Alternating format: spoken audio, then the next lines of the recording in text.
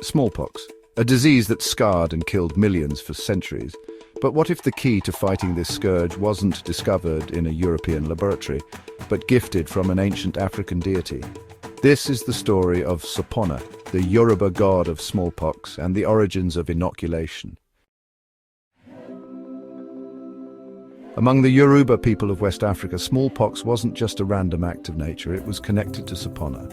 But contrary to popular belief, Soponna wasn't simply a bringer of disease, he was also a healer.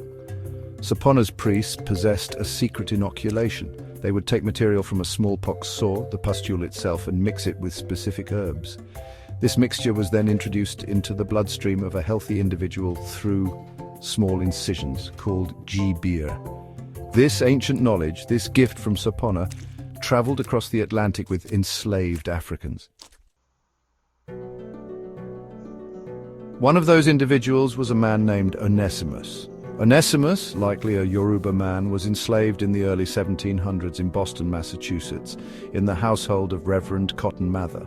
Smallpox was rampant, terrifying the colonists. But Onesimus carried with him a powerful secret.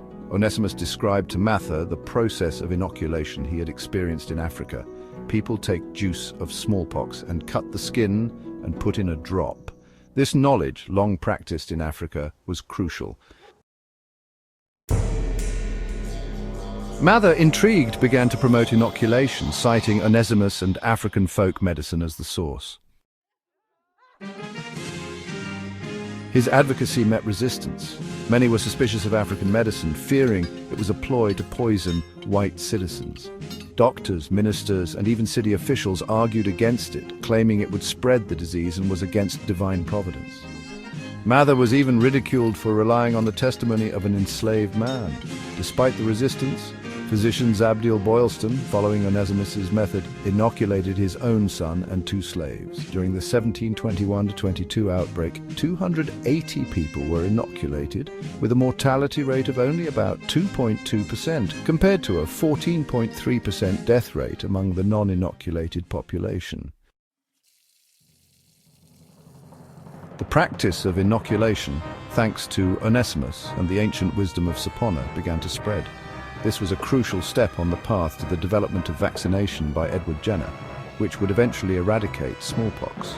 The story of Soponna and Onesimus is a testament to the power of ancient knowledge and the often unacknowledged contributions of African cultures to medicine. It's a story that reminds us that the quest for healing is a global endeavor, spanning continents and centuries.